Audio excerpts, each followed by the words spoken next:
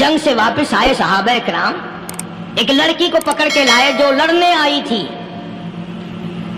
कुफार के साथ मिलकर मुसलमानों का मुकाबला करने आई। मैदान जिहाद में से सहाबा इकराम पकड़ के लाए, कैदी है, काफरा औरत है, गैर मुस्लिम है। शहंशाह कायनात हजरत मोहम्मदुर रसूलुल्लाह सल्लल्लाहु ताला अलैहि वसल्लम के दरबार में लाके बिठा दिया। नंगे सर है, नंगे मुंह है, नंगे हाथ पैर हैं। अल्लाहु अकबर। कभी आपने सोचा नहीं कि तू कितने बड़े नबी का उम्मती है, कितने बड़े सरदार का गुलाम है। रहमत वाली चादर उतार कर फरमाई, ओ बिलाल ये मेरी चादर ले ले, इस लड़की के सर पे डाल दे, पर्दा करा दे।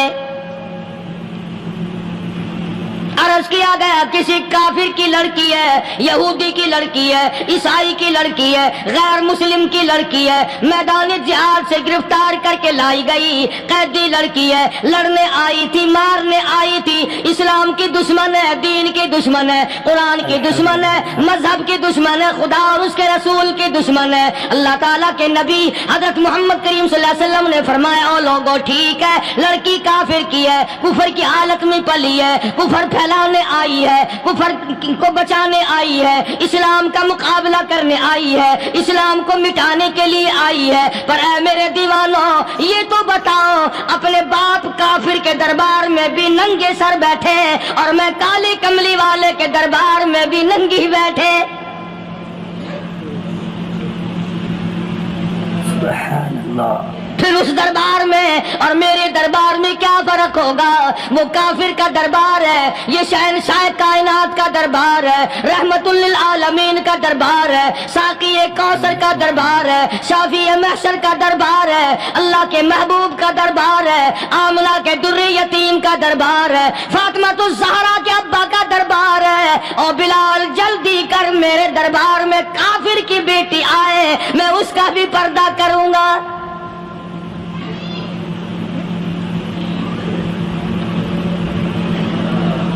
हज़रत बिलाल रज़ी अल्लाह ताला अन्हु ने जरा एक और लतीफ सी बात है, थोड़ी सी बारीक सी, अगर आप सोचें, लड़की है तो काफरा, लड़की है तो बेदीन, है तो इस्लाम की दुश्मन।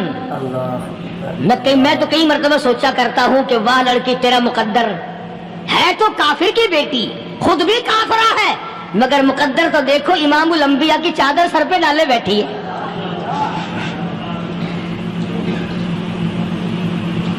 कहां सोचे ये चीजें हम, हमारे दिमाग यहां तक कहां रसाई करें।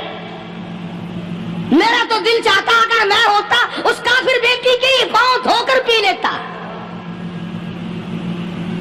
तो एडी मुकद्दरों वाली, तो ऐनी खुशनसीब, अभी अभी कैदी बनकर आई, अभी अभी हाथों में हथकड़ी थी और अभी अभी सर पे रहमत दो आलम की रहमत वाली चादर है। और फिर आपने पूछा अब तू क्या चाहती है, क्या चाहती है? अल्लाहु अकबर। कहने लगी मेरे घर पहुंचा दो, मैं अपने घर जाना चाहती हूं। दो नौजवान सहाबा को बुलाया, फरमाया कि इंसानी रिश्ते का तकादा है, लड़की ने हमसे पनाह मांगी और अपने घर जाना चाहती है, हमने इसको माफ कर दिया, जाओ घर छोड़ाओ। अब घर पहुंचाने का मतलब ये तो था नहीं कि हुसैनगाई पहुंचा दो, दौलत गेट पहुंचा दो, खुदा जाने कितनी दूर घर होगा, लड़ने जो आई थी। यूं लिखा है उलमा इकराम ने, जरा तवज्जो करें, वो सच्ची बात तो ये है, अपने दामन में भी हाथ मार के देखो कि हम कैसे हैं। मुहम्मदुर रसूलुल्लाह सल्लल्लाहु अलैहि वसल्लम के दो जवान दीवाने साथ साथ इसके चलते हैं, एक उधर चल रहा है, एक उधर चल रहा है, जंगल का रास्ता है, रात भी रास्ते में आई है। नौजवान लड़की का बयान है, अपने भाई को जाके कहती है ये दोनों जवान मेरे साथ रास्ता चलते आए, मेरे साथ सफर तय करते आए, पर है मेरे भाईजान रब्बे कायनात की कसम, मुझे तो यूं मालूम होता था दोनों अंधे चल रहे। مجال ہے میری طرف نظر اٹھائی ہو. یہاں تو رکشے والے کا داؤ لگ جائے وہ بعد نہیں آتا، ٹانگے والے کا داؤ لگ جائے وہ بعد نہیں آتا، اور پیر صاحب تو اپنے یہاں سے خشک جانے کیسے دیں گے؟ کیوں جانے دیں؟ کیا مطلب؟ یہ شرافت ہے، یہ دین ہے، یہ اسلام ہے. مسلمان کی بیٹی کی عزت پہ ڈاکے ڈالنا، خدا کی قسم اگر اسلام کی حکومت ہو اور جس نبی کا تو نام لے کر جنت میں جانا چاہتا ہے، اگر نبی کا قانون زندہ ہو، قرآن کا قانون عدالت میں ہو، آنکھیں نکال دی جائیں. بے غیرت قوم، بے حیا اور بے شرم قوم. شرم نہیں آتی کہ زندگی کس طرح بسر ہوتی ہے. یہ کافروں کی بیٹیاں ہیں، یہ کسی یہودی کی بیٹیاں ہیں. چکلے چل رہے ہیں، بدماشی کے اڈے چل رہے ہیں، سب کو پتا ہے، افسروں کو پتا ہے، چھوٹے بڑوں لیڈروں کو پتا ہے. کون روکے؟ کس لیے روکے؟ سبحان اللہ. پھر یاد رکھو بات محمد کریم صلی اللہ علیہ وسلم کی. فرمایا جس ملک میں، جس شہر میں زنا ہوگا، اللہ کے نبی نے فرمایا وہ جس دن برباد ہوگا آواز بھی نہیں آئے گی.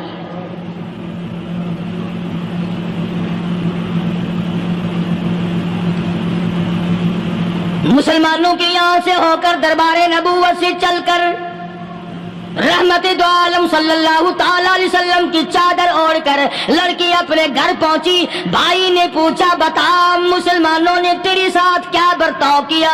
مسلمان تجھے پکڑ کے لے گئے تھے، اتنی خوبصورت ہے تو، ایسی حسینہ ہے، شباب تیرا، حسن تیرا، جمال تیرا، شکل و صورت نرالی، نقش نرالے، آنکھیں تیری نرالی، چہرہ تیرا نرالا، لب تیرے نرالے، قد و قامت تیری نرالی، حسن تیرا شان والا، جوانی شباب ہے. بتا مسلمانوں نے تیری ساتھ کیا گزری؟ رونے لگی اور کہنے لگی تو میرا ماجایا بھائی ہے، پر میں کیا بتاؤں، زمین و آسمان کے مالک کی قسم، سمندروں کے پیدا کرنے والے کی قسم، درختوں کی پتے پیدا کرنے والے کی قسم، ان پہاڑوں اور زمین کے ذرات کو پیدا کرنے والے کی قسم، جو میری عزت کی حفاظت محمد کے غلاموں نے کی ہے، وہ تو ماجایا بھائی بھی نہیں کر سکتا.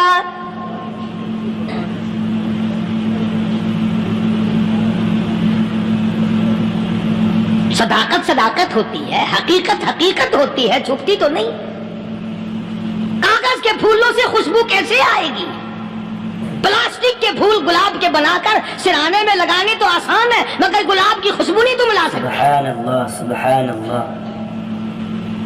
ارے وہ بھائی بھی تھا تو کافر، پھر بھی مقدروں والا نکلا. انہوں نے تو کفر چھوڑ دیا، اور ہم سے ریت نہیں چھوٹتی، رسمیں نہیں چھوٹتی، ہم سے شرک نہیں چھوٹتا، ہم سے بدعات نہیں چھوٹتی. بھائی کہتا ہے بہن کو، توجہ کرو، کبھی دنیا میں انصاف کی بات کرنے والے لوگ بھی زندہ تھے. کفر اسلام ایک اور چیز ہے، انصاف کی بات تو کہا کرتے تھے. بھائی کہنے لگا بہن سے کہ میری بہن، چادر تیرے سر پہ نبی کی، کالی کملی والے کی چادر تیرے سر پہ ہے، یہ اس کے دیوانے تجھے ساتھ لے کے آئے ہیں اور انہوں نے تیری عزت اور آبرو کی حفاظت کی ہے. تو یہ بتا کلمے سے خالی آئی؟ ایسے دربار سے خالی آ گئی؟ خزانہ لوٹ رہا وہاں تو خالی تو نہیں آ گئی؟ بہن کہنے لگی کہ ہاں خالی آئی ہوں. مطلب یہ کہ میں نے کلمہ نہیں پڑھا، ایمان قبول نہیں کیا، دین قبول نہیں کیا، اسلام اور اس کا مذہب میں نے قبول نہیں کیا. بھائی کہنے لگا تف ہے تجھ پر، تجھے ایسے دربار سے خالی اٹھتے شرم نہ آئی؟ اور دربار رسالت اور خالی آ گئی؟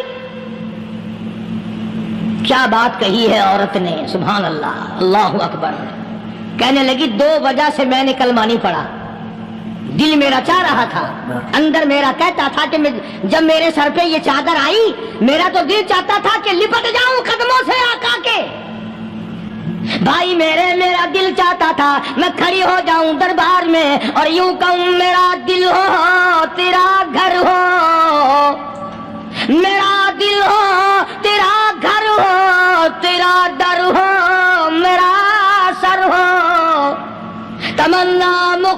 رسی ہے مگر تمہید طولانی. میں نے کلمہ دو وجہ سے نہیں پڑھا. پہلی وجہ تو یہ کہ جب تو سنتا تجھ تک یہ بات پہنچتی کہ میری بہن نے کلمہ پڑھ لیا تو شاید تیرے دماغ میں یہ بات نہ آ جائے کہ میری بہن سے مسلمانوں نے زبردستی کلمہ پڑھوایا ہوگا. اس لیے میں نے نہیں پڑھا. تیرے دماغ میں یہ بات نہ آئے کہ مسلمانوں نے مجبور کر کے قیدی بنا کر کے جو لے گئے تھے مجبور کر کے کلمہ پڑھایا اور میری بہن نے ڈر کے مارے کلمہ پڑھا. کلمہ پڑھنے کا پختہ پروگرام ہے. مزہ تو اب آئے گا نا, یہاں سے آزاد ہو کر جاؤں گی. اور دوسری بات اس نے اور پتے کی کہی, کہنے لگی بھائی میں نے کلمہ اس لیے بھی نہیں پڑھا کہ بہن جنت میں جائے بھائی دوزخ میں جائے. اصل میں تجھے لینے آئی ہوں. دونوں چل کر اس دربار کی غلامی کریں گے. میں نے یہ خوف کھایا کہ میرا بھائی غصے میں آ کر کفر پر اور مضبوط نہ ہو جائے, اس لیے مجھے آنے کی کوئی ضرورت نہیں تھی. اور کہنے لگی او میرے بھائی وہ دربار کوئی واپس آنے کا تھوڑا ہی ہے. وہاں تو جو گیا قربان ہو گیا, جو گیا قربان ہو گیا. چلو چلتے ہیں. دونوں بہن بھائی آ کر حضور اکرم صلی اللہ علیہ وسلم کے ہاتھ پہ کلمہ پڑھ کر مسلمان بن جاتے ہیں. وہ نبی کی ایک بات دیکھ کر کلمہ پڑھ کر مسلمان بن گئے. ہمارے سامنے لاکھوں حدیثیں ہزاروں قرآن کی آیتیں ہیں پر ہم آج تک مسلمان نہ بنے. اللہ جب مرضی آئی نماز پڑھ لی, جب مرضی آئی زکات دے دی, جب مرضی آئی قرآن پڑھ لیا, جب مرضی آئی دین ایمان کر لیا, مرضی آئی چوری کر لی, مرضی آئی ٹھگی مار لی. اس کا نام دین نہیں ہے, اس کا نام ٹھگی اور فریب ہے.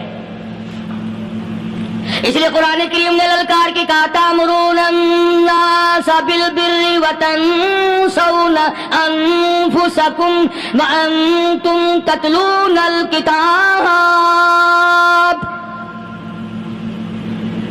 دوسروں کو اسلام کا نام لیتے ہو, دوسروں کے سامنے مسلمان بنتے ہو, حالانکہ تم کتاب پڑھتے ہو اللہ کی.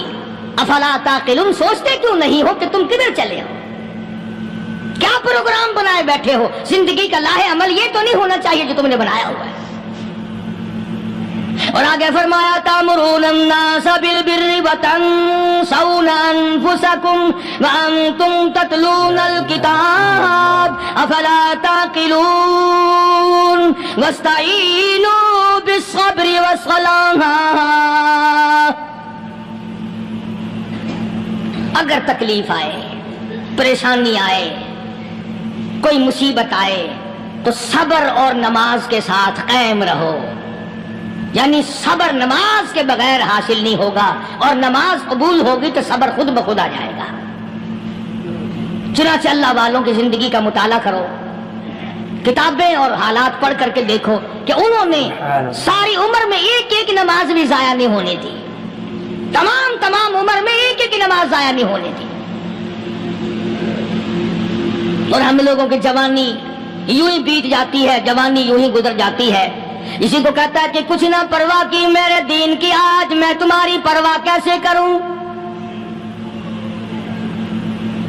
وَإِنَّهَا لَكَبِيرَةٌ إِلَّا عَلَى الْخَاشِعِينَ. اللہ پاک خود فرماتے ہیں کہ نماز بھاری نہیں, نماز مشکل نہیں, نماز پڑھنا کوئی تکلیف نہیں, مگر ان لوگوں کے لیے, ان لوگوں پہ کوئی مشکل نہیں جو اللہ سے ڈرنے والے ہیں, اللہ کے خوف کو دل میں بسانے والے ہیں, جن کا یقین ہے کہ موت آئے گی اور اللہ کے یہاں جا کر کے میں نے منہ دکھانا ہے, ایک دن قبر میں جانا ہے, حشر نشر نے بھی آنا ہے, قیامت نے بھی آنا ہے, جس کا ان تمام چیزوں پہ یقین ہے. اللہ فرماتے ہیں الا علی الخاشعین, ڈرنے والے کے لیے تو کوئی چیز نہیں, اور جو نہیں ڈرتا اس کے لیے تو پہاڑ ہے نماز پڑھنا. صحابہ کرام نے تو ایسی نمازیں پڑھی. صحابی ہے مدنی کریم صلی اللہ علیہ وسلم کا, اپنے باغ میں نماز پڑھ رہا ہے. گنجان باغ ہے کھجوروں کا باغ پکا کھڑا ہے. صحابی نماز پڑھ رہا ہے. ایک پرندہ کبھی ادھر سے آتا ہے کبھی ادھر جاتا ہے. گنجان باغ ہے, وہ نکلنا چاہتا ہے, پرندے کو راستہ نہیں ملتا. تو دوران نماز صحابی کی نظر پرندے پہ لگ گئی. دوران نماز صحابی کی نظر، وہ پھڑک پھڑک جو کرتا تھا نا، کبھی ادھر کبھی ادھر، صحابی کی نظر پرندے پہ لگ گئی، نماز میں بھول گیا. بس اتنی سی بات ہوئی، آیا دربار رسالت میں اور کہنے لگا یا رسول اللہ وہ سارا باغ لے کر اسلام میں وقف کر لو، جس باغ کی وجہ سے میری نماز خراب ہو جائے میں وہ باغ ہی نہیں رکھتا.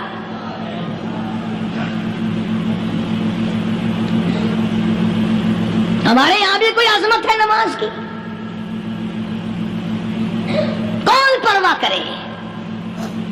ان لوگوں کے یہاں تمام کا تمام نظام دین کا اپنا بنایا ہوا نہیں، جو دربار رسالت صلی اللہ علیہ وسلم سے نظام ملا نماز کا، انہوں نے صحیح معنوں میں وہ قائم کیا. کیسی مشکل میں ہوئے، کہیں بھی ہوئے، جس حالت میں بھی ہوئے، نماز پڑھنی ہے، ادا کرنی ہے. چنانچہ ان کی نمازوں میں اتنی برکت تھی. سیدنا امیر معاویہ رضی اللہ تعالی عنہ کی حکومت ہے، صحابہ اکرام ابھی زندہ ہیں. افریقہ کے گھنونے جنگل میں بہت بڑے صحرا میں چھاونی بنانے کا پروگرام بنایا. بڑے جنگل ہیں، بڑے درخت ہیں، بڑی بھیڑ بھاڑ ہے، بڑے جانور ہیں، شیر ہیں، چیتے ہیں، گھگیاڑ ہیں، بڑے بڑے موذی جانور ہیں. تو اس علاقے کے لوگوں نے بتایا کہ تم مار کھاؤ گے، یہاں تو بڑے بڑے جانور تمہیں کھا جائیں گے، تم یہ کیا سوچ کر آئے ہو؟ تمہیں یہ نہیں چھوڑیں گے، جانور کھا جائیں گے، تمہیں یہاں چھوڑی بناؤ گے؟ صحابہ کہنے لگے نہیں ہمارے پاس ہتھیار ہے. کمانڈر کہنے لگا ایک صحابی تھا حضور اکرم صلی اللہ علیہ وسلم کے زمانے کا دیدار کرنے والا، بڑا دیوانہ پروانہ. کمانڈر نے اسے حکم دیا تو 2 وضو کر، 2 رکعت نماز ادا کر، اور 2 رکعت نماز ادا کرنے کے بعد درخت پہ چڑھ جا، اور درخت پہ چڑھ کر یہ آواز لگا او جنگل کے ہاتھیوں، او جنگل کے بھگیاڑوں، او جنگل کے شیروں، او جنگل کے موذی جانوروں، اور ناگ وٹھوؤں، اور سانپ بچھو، اور فلاں جانوروں، اور فلاں جانوروں، ہم غلام ہیں محمد عربی صلی اللہ تعالی علیہ وسلم کے، اور میں تمہیں حکم دیتا ہوں 24 گھنٹے کی اجازت ہے، 24 گھنٹے کے اندر اندر تمام جنگل خالی مانگتا ہوں.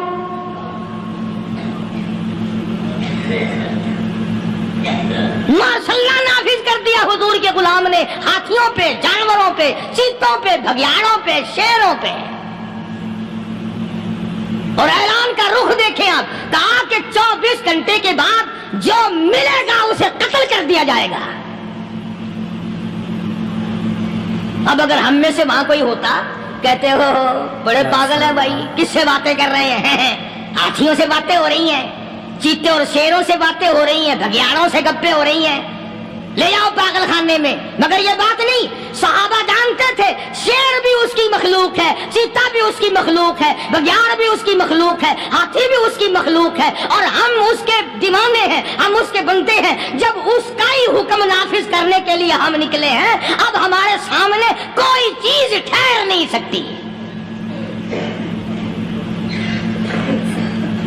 تاریخ شاہد ہے، گیبن مورخ انگریز لکھتا ہے، امریکہ کا بہت بڑا پروفیسر تور آندرے انگریز مورخ لکھتا ہے کہ صحابی کی یہ بات سن کر جنگل میں کھلبلی مچ گئی، جانوروں میں شور مچ گیا، چیتے، بھگیاڑ اور طوفان مچ گیا. شور مچاتے ہوئے تمام کے تمام نے جنگل خالی کر دیا.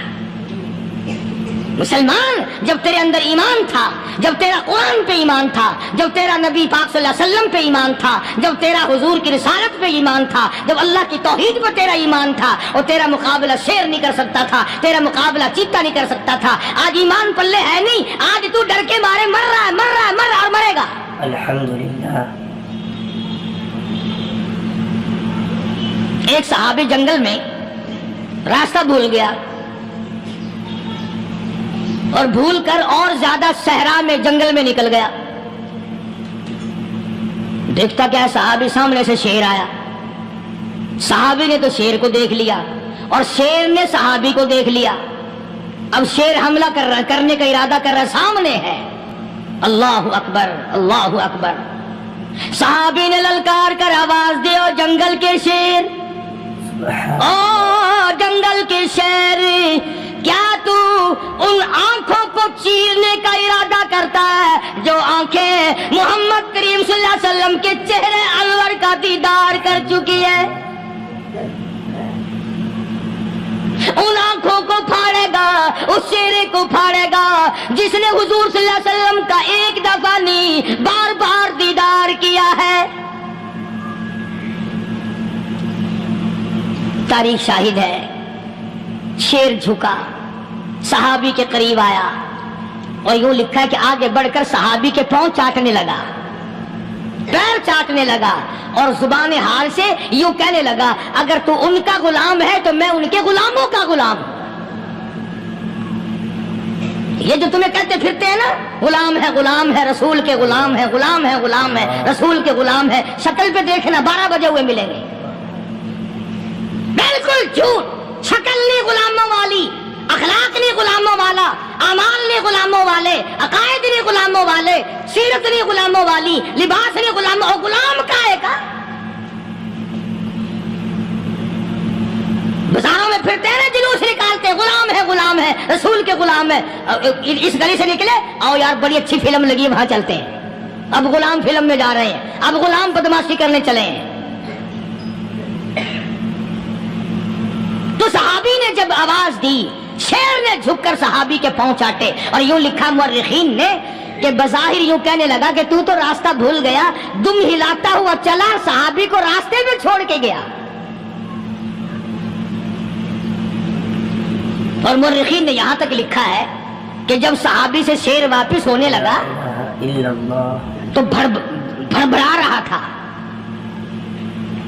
گویا صحابی کو اپنی طرف متوجہ کرتا تھا، اور اس کے بعد خوشامدانہ عاجزانہ پہلو سے یہ کہتا تھا کہ او جانے والے، جس کا تو دیدار کرے گا اس کو میرا بھی سلام کہنا، ان کی خدمت میں میرا بھی سلام عرض کرنا۔ کوئی ایک واقعہ نہیں ہے، مدینہ منورہ سے شام کے راستے میں شیر آ کر کے بیٹھ گیا، لوگوں کا راستہ بند ہو گیا، کوئی آدھی مدینہ پاک میں واپس، اللہ ہر مسلمان کو مدینہ پاک کی زیارت نصیب فرمائے۔ ہاں مدینہ بڑی شے ہے، ہاں مدینہ نہ دیکھا تو کچھ بھی نہ دیکھا، ہاں الہی دکھلا دے مدینہ کیسی بستی ہے جہاں پر رات دن مولا تیری رحمت برستی ہے، وہ شہر نرالا، وہ گلیاں نرالی، وہ شاہراہیں نرالی، وہ گنبد خضرا نرالا، خدا کی قسم وہاں جو آسمان سے نور برستا ہے وہ بھی نرالا ہی ہے۔ کسی نے آ کر مدینے میں کہا کہ راستے میں شیر بیٹھا ہے، لوگوں کا راستہ روک رکھا ہے۔ عبداللہ بن عمر رضی اللہ تعالیٰ عنہ صوفی صحابی، کوئی ایڈا بہادرانہ کام کرنے والا بھی نہیں، لاٹھی نہیں مانگتا، تلوار نہیں اٹھاتا، نیزہ نہیں اٹھاتا، تیر نہیں لیتا، گولی کا سامان نہیں، تیر و تلوار کا سامان نہیں، کوئی چیز نہیں، بے دھڑک بے جھجک جا کر شیر کا کان پکڑ کے مروڑ کے صحابی کہتا ہے تجھے کس نے اجازت دی حضور کے غلاموں کا راستہ روکنے کی؟ تجھے شرم نہیں آتی؟ تو سرکار مدینہ کے غلاموں کا راستہ روکے بیٹھا ہے۔ تاریخ شاہد ہے، دم ہلاتا ہوا جنگل کو بھاگ گیا۔ اور آج اولاد ہمارے کہنے کی نہیں، شیروں کو تو کیا منائیں گے، اولاد نہیں مانتی، بیوی نہیں مانتی، کچھ اپنا بھی قصور مان لو نا، کچھ گڑبڑ ہے نا اندر۔ اختر شیرانی نے بڑی عجیب بات کہی، اسی کو کہتا کہ یہ عذر امتحان ہے، جذبہ دل کیسا نکل آیا، یہ عذر امتحان ہے، جذبہ دل کیسا نکل آیا، میں الزام ان کو دیتا تھا، قصور اپنا نکل آیا۔ گریبان میں جا کر دیکھو، ٹٹول کر کے دیکھو، اپنی نیتوں کو ہاتھ مار کے دیکھو، اپنے عقیدے کو ٹٹول کے دیکھو، اپنے ایمان کو تلاش کر کے دیکھو، اپنی نظروں سے پوچھو، اپنی زبان سے پوچھو، اپنے پیٹ سے پوچھو، تیرے اندر کیسی روزی جا رہی ہے؟ کیوں کر ہم کامیابی سے ہمکنار ہوں؟ یہ خلقت پھر ہمارے لیے غیر کیوں نہ بنے؟ یہ سارا جہان ہمارا دشمن کیوں نہ بنے؟ صحابہ تو ایسے بے دھڑک تھے، کسی شہنشاہ کی پرواہ نہیں کیا کرتے تھے، کسی شہنشاہ کی پرواہ اللہ والے نہیں کرتے تھے۔ تم تو بڑے پیروں کو ماننے والوں، پر جو میں بات بتاؤں گا پیر کی وہ نہیں مانو گے۔ مجدد الفسانی سرہندی سب کہہ دو رحمت اللہ علیہ، نقشبندی خاندان کے سربراہ ہیں، بہت بڑے بزرگ ہیں، پکڑ کر کے لے گئے حکومت والے، بادشاہ کو سجدہ کرانا ہے، بادشاہ کو سجدہ کرانا ہے۔ وہ کائے کا سجدہ کرتے تھے؟ وہ کسی سے ڈرتے ہی نہیں تھے، اللہ والا کسی سے ڈرا ہی نہیں کرتا۔ تو یوں سنا کہ انتظام کیا گیا کہ دربار کے قریب جا کر ایک دیوار بناؤ، اس میں ایک چھوٹی سا روشن دان دریچہ موری لگاؤ، جس میں سے جھک کر بندہ اندر داخل ہو، تاکہ ایک دفعہ جھک جائے صحیح، یہ پیر، یہ درویش، یہ قلندر، یہ ولی، یہ مولوی جو اکڑا ہوا نہیں، اسے جھکا لو جس طرح سے بھی ہو سکے۔ اب تمہاری نظروں میں تو ہماری کوئی قیمت نہیں، تم جو یہاں جمعہ پڑھنے آتے ہو تمہارے خیال میں ہماری کوئی قیمت نہیں، وضو کیا، سنتیں پڑھی، جمعہ پڑھایا، بس ہمیں نہ کوئی جانتا ہے نہ کوئی پہچانتا ہے۔ تم کیا جانو کہ صوبائی ہوم ڈپارٹمنٹ میں ہمارے تذکرے، مرکز گورنمنٹ میں ہمارے تذکرے، کون سیدھا چل رہا ہے، کون الٹا چل رہا ہے، کون ہمارے لیے خطرناک ہے، اور تمہیں کیا پتا ہمیں تو لوگ ڈبل اسٹار لکھتے ہیں۔ مجدد الفسانی سرہندی رحمت اللہ علیہ کے لیے کھڑکی بنائی گئی، جھک کر داخل ہوگا، اسی بہانے سے جھک جائے گا۔ مگر اللہ والوں کو عقل اللہ ہی عطا کرتا ہے۔ جب وہاں گئے نا، انہوں نے کہا جی اس میں سے داخل ہو کے اندر چلنا ہے۔ مجدد صاحب نے پہلے دونوں پیر داخل کیے، بجائے یوں جھک کر داخل ہونے کے یوں لمبے ہو کے داخل ہوئے، پیر اندر پہلے داخل کر لیے، یعنی اور بے ادبی کی کہ پیر پہلے لگے، میرے پاؤں ہے تیرا سر ہے، لاؤ ملاقات کر۔ اللہ والا جھکا ہی نہیں۔ پر اس اللہ والے کو یہ پتہ نہیں تھا کہ میں تو زندہ کے سامنے نہیں جھکتا، یہ مرووں کے سامنے جھکتے پھریں گے لوگ۔ انہیں یہ پتہ نہیں تھا کہ یہ قبروں کی مٹی چاٹتے پھریں گے، یہ رات دن شرک کی لعنت میں گرفتار ہو کر کے مریں گے۔ لگے ہوئے ہیں میلے، بھر بھر کے خلقت جا رہی ہے، پھوڑے پھنسی کا علاج ہوگا، بیماریوں کا علاج ہوگا، پانی چشمے کا پی آؤ، پانی چشمے کا پی آؤ۔ مخدوم رشید کے علاقے کے سارے سال اس کھڈے میں لوگ بھاگتے ہیں، اور انشاءاللہ یہ اس مہینے میں جا کر وہ گو کا ملا ہوا تبرک پی کے آتے ہیں۔ بڑا بہترین تبرک ہے وہ۔ نوح علیہ السلام کی قوم نے کشتی پخانہ کر کر کے بھر دی تھی نا، حضرت نوح علیہ السلام اللہ کے حضور میں رو پڑے، فرمایا دیکھ میرے رب، تو نے حکم دیا، کہاں سے لکڑیاں لایا، چختے چیرے، تختوں کو جوڑا، اتنی محنت کی، میں نے کشتی بنائی اور ان ظالموں نے ہاک ہاک کے بھر دی۔ فرمایا میرے نوح گھبرانا، اگر انہی سے نہ چٹوا دوں تو میری خدائی کیا ہوئی؟ گھبرانا، 950 سال مار کھانے والے پیغمبر، میں تیرا ساتھی ہوں، تو کیوں گھبرایا؟ کانوں تک لبا لب پخانا کر کر کر کے بھر دی، قوم میں بیماری پھیل گئی۔ جو عورت چلے کہاں چلی کہ نوح علیہ السلام نے کشتی میں پخانا کرنے چلی ہوں، جو بڈھا پرانا پیپا جائے، بڑے میاں کہاں جا رہے ہو؟ کشتی میں پخانا کرنے چلا ہوں۔ اللہ میاں نے خارش کی بیماری بھیج دی، وہ چھوٹے بڑے، امیر غریب، جوان بوڑھے، مرد اور پھرے آگا پیچھا کھجاتے ہوئے کسر کسر کسر کسر تنگ ہو گئے سارے۔ وہ ایک بڈھا بڑا خارش کا مارا ہوا تنگ بیمار بھی بعد نہ آیا، وہ کشتی کے کنارے پہ بیٹھ کے پخانا کرنے لگا نا، پیر پھسل گیا، دھڑم اندر تبرک کے، اور وہ ساری جان لتھڑ گئی، سارا سن گیا۔ باہر آ کے پانی پونی سے صاف کیا، وہ جہاں جہاں گندگی لگی تھی نا وہ خارش ہی ختم ہو گئی۔ چڑھ گیا درخت پہ، کہنے لگا آؤ خارش کی دوا مل گئی، بیماری کا علاج مل گیا، آؤ مفت۔ آ گئی دنیا بیماری میں، اور کیا چاہیے؟ بھاگی بھاگی خلق۔ انہوں نے کہا ہے، انہوں نے کہا بظاہر دیکھنے میں یہ گند ہے، یہ کھاج کی دوا ہے، ملو اٹھا کے، لب بھر بھر کے، لوٹکیاں بھر بھر کے لے گئے لوگ، اور جب پخانا ختم ہو گیا تو کشتی دو دو کر کے پی لی لوگوں نے۔ سرکار دو عالم صلی اللہ تعالی علیہ وسلم نے پوچھا مائی کدھر کا ارادہ ہے؟ اس نے اتنی بڑی بڑی گالیاں نکالی اور کہنے لگی مکے میں جادوگر آ گیا، میرے گھر میں جادو پھیل گیا، میری نوح مسلمان ہو گئی، میرا بیٹا مسلمان ہو گیا، اس نبی کے جال میں پھنس گیا، میں تو اس کے جادو سے بچ کر اپنے ایمان کو بچانے کے لیے فلانے دیہات میں چلی ہوں۔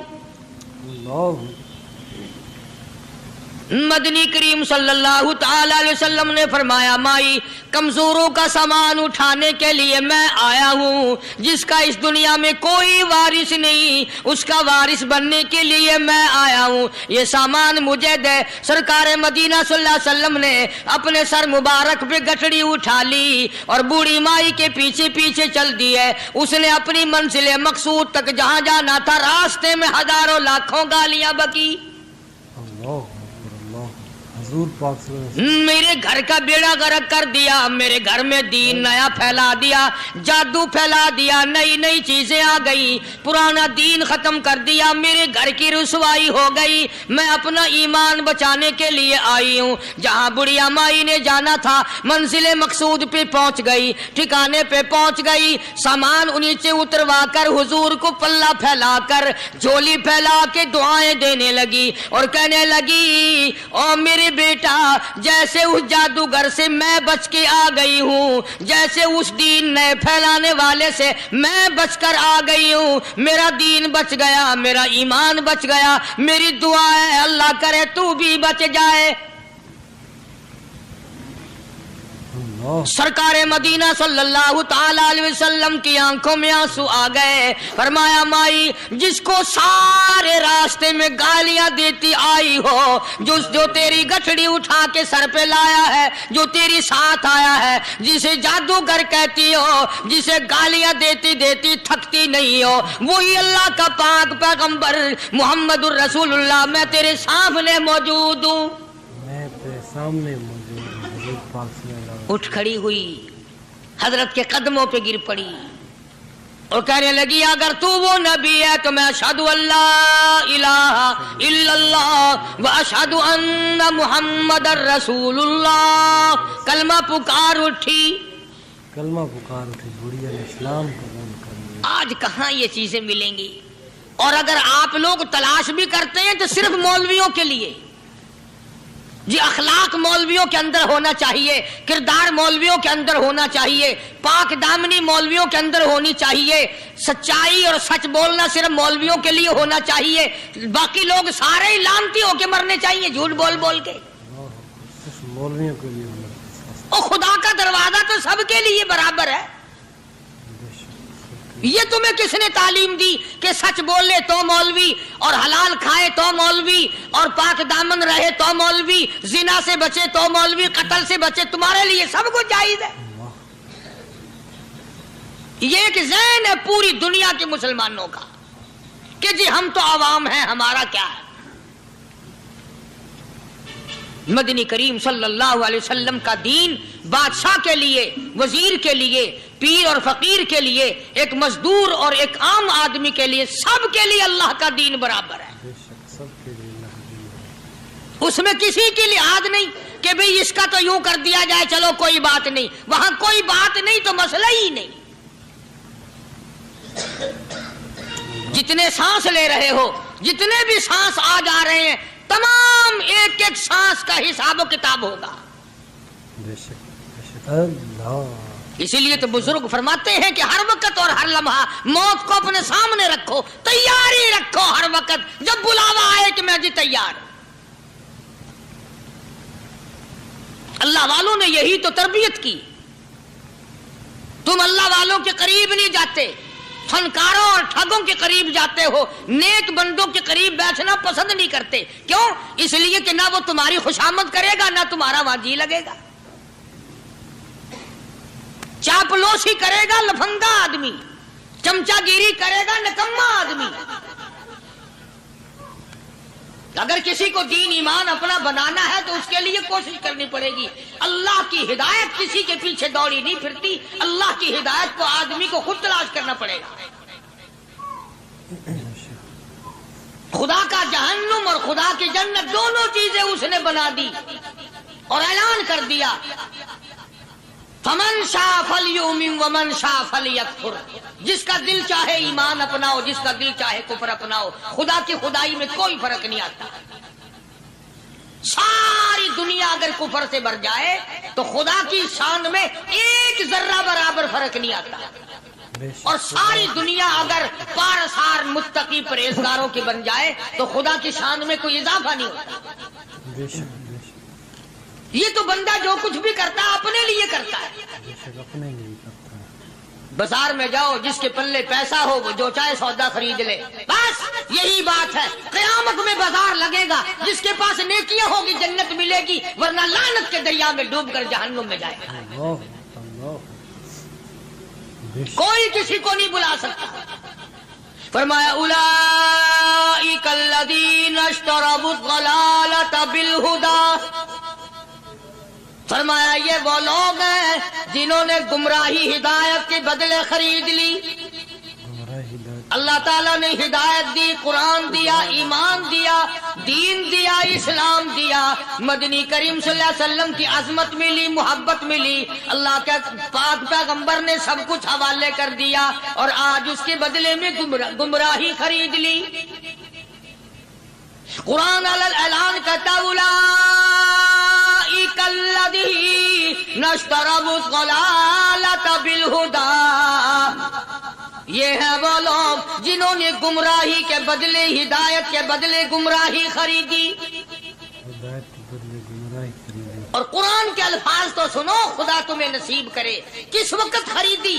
فرمایا فما ربحت تجارتہم وما کانوا مہتدین، وما کانوا مہتدین۔ ہدایت ملنے کے بعد، مسلمان کے گھر میں پیدا ہونے کے بعد، مسلمان کہلانے کے بعد، ایماندار کہلانے کے بعد، اتنی بدعملی، اتنی بدتمیزی، اتنا گناہ کیا کہ مرتے وقت ادھر دم نکلا، ادھر جہنم میں پھینک دیا گیا۔ ادھر جہنم میں پھینک دیا۔ استغفر اللہ۔ ایک صحابی نے عرض کر دیا یا رسول اللہ صلی اللہ تعالی علیہ وسلم، فرمایا عرض کیا قیامت کب آئے گی؟ قیامت کب آئے گی؟ قیامت کب آئے گی؟ اللہ اللہ اللہ، یہ پوچھنا بھی صحابی کے بس کی بات تھی، اور اللہ کے نبی نے پتہ پھر کیا جواب دیا؟ فرمایا قیامت کا جو پوچھ رہے ہو کیا تیاری کر رکھی ہے؟ یعنی یہ نہیں فرمایا کہ فلاں دن فلاں وقت یہ، اور کسی نے پوچھ جو لیا متا سا کالی کملی والے قیامت کب آئے گی؟ فرمایا کیوں، کیا تیاری کر رکھی ہے؟ کیا تیاری کر رکھی ہے؟ پوچھ جو رہے ہو۔ وہ بھی شاگرد کالی کملی والے کا تھا صلی اللہ علیہ وسلم، پوچھ تو بیٹھا، ماشاءاللہ۔ مرید حضور کا ہے، مقتدی حضور کا ہے، دیدار پیغمبر خدا صلی اللہ علیہ وسلم کا کرتا ہے، فوراً سنبھلا۔ اس نے پوچھا نا قیامت کب آئے گی؟ اللہ کے نبی نے جلال میں فرمایا کیا تیاری کر رکھی ہے؟ کیا کہے گا؟ سارے کون ہے سبحان اللہ؟ صحابی ایسا سنبھلا، کہنے لگا آقا میرے پاس تیری محبت کے سوا اور کیا ہے؟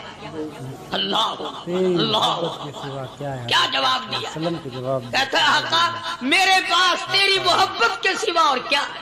میرے پاس تیری محبت کے سوا کیا ہے؟ کیا خوبصورت جواب۔ تم جیسا ہوتا تو کئی روزوں کا سہارا لگاتا، کوئی نمازوں کی بات کر کے کھو دیتا، کوئی سخاوت کی بات کر کے کھو دیتا۔ کیا جواب دیا ہے صحابی نے؟ تمہارے میرے دماغ میں بھی کبھی نہیں آیا ہوگا ساری عمر میں۔ کہتا کالی کملی والے میرے پلے تیری محبت کے سوا اور کیا ہے؟ کیا ہے تیری محبت کے سوا؟ صحابہ کہتے ہیں حضور صلی اللہ علیہ وسلم نے یہ الفاظ سنے مسکرا دیا۔ تو آج ہمارے پلے کیا تیاری؟ رات دن قرآن کہتا ہے تیاری کرو تیاری کرو، وقت آیا وقت آیا، آیا وقت قیامت آئی، موت آیا وقت، لیکن پھر بھی کوئی تیاری نہیں۔ اس لیے قرآن کریم للکار للکار کی کہتا ہے قل متاع الدنیا قلیل، دنیا بہت تھوڑے دنوں کا سودا ہے، سمجھ لو۔ صبح آئی کہ نہ آئی، شام آئی کہ نہ آئی، آیا وقت۔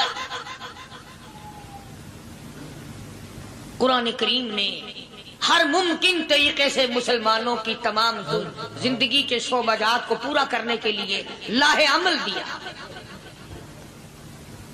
میں ایک رخ آپ کو آج دینا چاہتا تھا، اور وہ یہ کہ نبی پاک صلی اللہ تعالی علیہ وسلم نے اس امت کے سامنے کس قسم کے نمونے نہیں رکھے۔ اخلاق و کردار میں سے کون سی بات حضور صلی اللہ علیہ وسلم نے چھوڑی؟ ہم اپنا پیٹ پہلے بھرتے ہیں، دوسرے کے لیے اگر سوچتے بھی ہیں تو وہ بھی بعد میں۔ یہاں معاملہ کچھ اور ہے۔ غزوہ خندق کا زمانہ ہے، مسلمانوں پہ بڑی تنگی اور بڑی پریشانی کا وقت ہے، یہاں تک کہ صحابہ کرام رضوان اللہ تعالی علیہم اجمعین کی جماعت کہتی ہے کہ حضور صلی اللہ علیہ وسلم کو صحابہ کرام نے دیکھا، ایک صحابی آپ کے سامنے حضور کے سامنے آیا اور اس نے اپنا کرتا اپنے پیٹ سے اٹھایا، اس نے بھوک کی وجہ سے اپنے پیٹ پہ ایک پتھر باندھا ہوا تھا، صحابہ کرام دیکھ رہے تھے، اس کے دیکھتے دیکھتے امام الانبیاء محبوب کبریا حضرت محمد مصطفیٰ صلی اللہ تعالی علیہ وسلم نے رحمت والے ہاتھوں سے جب اپنا کرتا اٹھایا، صحابہ کرام کی آنکھوں نے دیکھا حضور کے پیٹ پہ 2 پتھر بندھے ہوئے تھے۔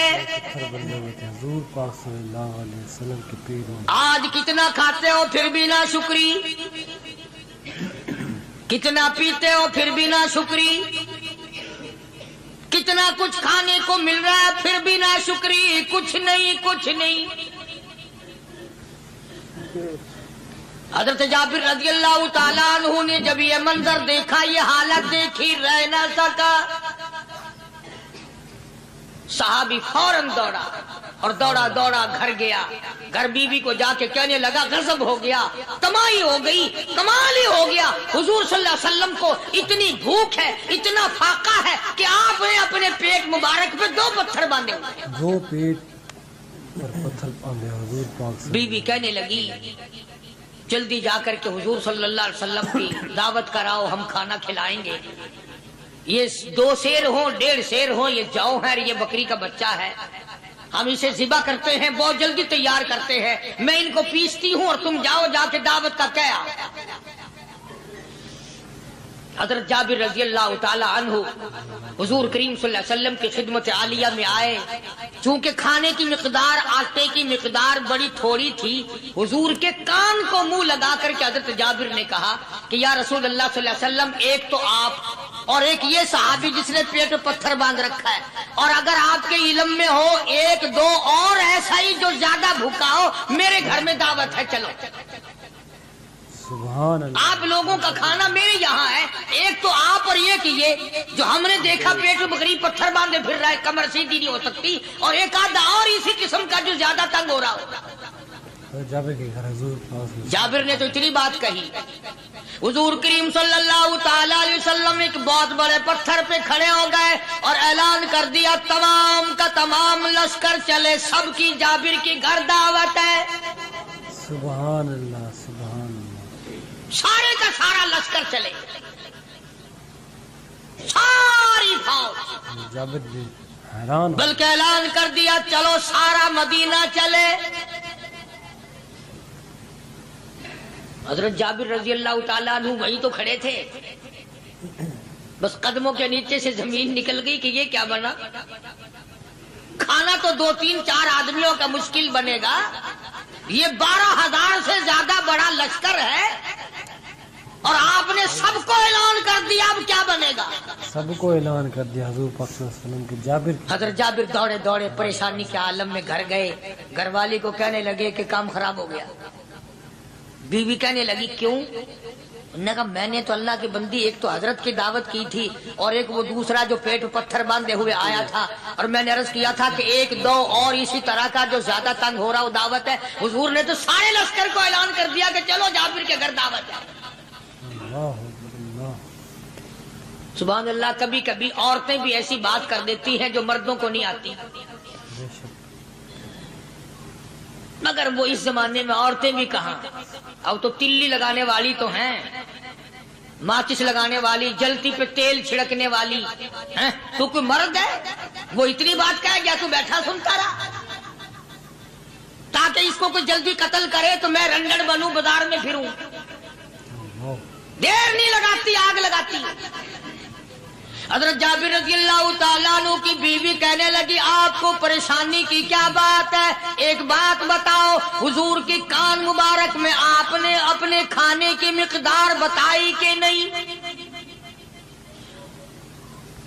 تم نے جو حضور صلی اللہ علیہ وسلم کی دعوت کی تھی کھانا بتایا تھا؟ ہاں میں نے تو بتا دیا تھا کہ تھوڑے سے جو ہیں اور ایک بکری کا بچہ، میں نے بتا دیا تھا۔ پھر کہنے لگی آپ پریشان کیوں ہوں اور میں پریشان کیوں ہوں؟ لانے والا جانے کھلانے والا جانے۔ سبحان اللہ، لانے والا جانے کھلانے والا جانے۔ حضور کی ہمیں پریشانی کی کیا بات ہے اس میں؟ بھئی دعوت ہم نے تو حضور کی دعوت کی اور حضور نے سارے لشکر کی ہم نے تو نہیں کی نا۔ بے شک اب حضور صلی اللہ تعالی علیہ وسلم نے دعوت فرمائی ہے اور وہ خود ہی جانے اور ان کا خدا جانے۔ بے شک حضور پاک صلی اللہ علیہ وسلم خود آپ تشریف لے آئے، کھانے کی مقدار کا تو پتہ تھا، آپ نے فرمایا کہ وہ ہنڈیا جو ہے اس کو کھولنا مت، کھولا مت، اور وہ جو آٹا ہے جب تک میں نہ آؤں پکانا شروع مت کیجو۔ آپ نے اپنا لعاب مبارک آٹے میں بھی ملا دیا اور ہنڈیا میں بھی ڈال دیا، اس کے بعد پکانا اور کھلانا شروع کیا گیا۔ علماء کرام نے لکھا ہے 12,000 کا لشکر بھی کھا گیا، کھانا جتنا تھا اتنا ہی باقی۔ سبحان اللہ، سارے کا سارا لشکر کھا گیا، سارا مدینہ کھا گیا۔ اب یہاں سے یہ ہمارے زمانے کے جو مردوں کے کفن اتارنے والے لوگ ہیں وہ ختم کا ثبوت نکالتے ہیں یہاں سے کہ حضور صلی اللہ علیہ وسلم نے ختم دیا تو 12,000 آدمیوں نے کھا لیا۔ چلو ہم بھی مانتے ہیں، آج یہ ختم دے کر ایک کا کھانا 2 کو تو کھلا کے دکھائے۔ ماشاء اللہ، ارے وہ تو معجزہ ہے محمد عربی صلی اللہ تعالی علیہ وسلم کا، اور وہ تو آپ کے لعاب مبارک کی برکت ہے، آپ کی دعا کی برکت ہے۔ بے شک حضور پاک صلی اللہ علیہ وسلم کی یہ تمہیں کس نے بتایا کہ حضور صلی اللہ علیہ وسلم نے جابر کے کھانے پہ بیٹھ کر ختم پڑا تھا؟ حضور پاک صلی اللہ علیہ وسلم کا جو ہے معجزہ، یہ تو معجزہ ہے محمد عربی صلی اللہ تعالی علیہ وسلم کا، اور اللہ پاک نے نبی کے ہاتھ پر ہزاروں نہیں لاکھوں معجزات کا اظہار فرمایا۔ بے شک معجزہ ہے حضور پاک صلی اللہ علیہ وسلم۔ تو یہاں سے غلط چیزوں کا اجرا کرنا آگے آپ لوگوں نے سنے ہوں، اور پھر وہ ختم ہو گئے، پھر حضور تشریف لائے اور انہوں نے ان دونوں بچوں کو مردوں کو چھپا کے رکھ دیا۔ جب بچوں کو لایا گیا تو مردے تھے، حضور نے بچوں کو فرمایا تم زندہ ہو جاؤ، وہ کہنے لگے جب تک ہماری بکری کا بچہ زندہ نہ ہو ہم زندہ نہیں ہوتے۔ وہ ہڈیاں جوڑی، حضور نے بکری زندہ کری جب وہ بچے کھڑے ہوئے۔ قرآن پھانسی دیتا ہے، افسانہ بنا کر پیش کرو نا وہ بڑا جلدی مانتے ہیں۔ اللہ اللہ، امام الانبیاء محبوب کبریا حضرت محمد مصطفیٰ صلی اللہ تعالی علیہ وسلم کا قرآن کریم نے اسی جنگ میں، اسی جہاد میں ایک واقعہ پیش فرما دیا۔ سبحان اللہ، اس واقعے سے پہلے پتہ کیا ہوا؟ حضرات صحابہ کرام رضوان اللہ تعالی علیہ مجمعین کے ہاتھوں سرکار دو عالم صلی اللہ علیہ وسلم بھی ساتھ تھے، کافروں کا ایک بہت بڑا بہادر پہلوان مارا گیا۔ سبحان اللہ، یہ جو غزوہ خندق ہے جس کو غزوہ احزاب کہتے ہیں، قرآن میں ذکر ہے اس کا، ویسے کوئی بات بنا کے نہیں کہہ رہا ہوں، یعنی یوں سمجھو اب میں سورت احزاب کے 3 رکوع کا آخری آیتوں کا ترجمہ کر رہا ہوں۔ اور یہ اتنا مشکل وقت پڑا تھا صحابہ پہ، ایک تو گرمی سخت تھی، اور چاروں طرف سے جن یہودیوں نے عہد و پیمان کر رکھا تھا حضور صلی اللہ علیہ وسلم سے، انہوں نے بدعہدی کر دی۔ وہ سارے کے سارے صحابہ پہ یکدم ٹوٹ پڑے۔ صحابہ بیچ میں آ گئے میدان میں، نہ پانی، نہ کھانا، نہ روٹی، نہ جوتی، نہ کپڑا، نہ اسلحہ، نہ لینا نہ دینا، بلکہ یوں لکھا علماء نے کئی دن ہو گئے پانی کی بوند نہ ملی، اللہ بوند نہ ملی پانی کی۔ اور صحابہ گھاس کھا کھا کر کے گر گئے اور شہید پہ شہید ہو گئے۔ بے شک، لیکن قربان جاؤں، یہ قرآن اللہ کا تمہارے سامنے آج بھی موجود ہے، اسے پڑھ کے دیکھو۔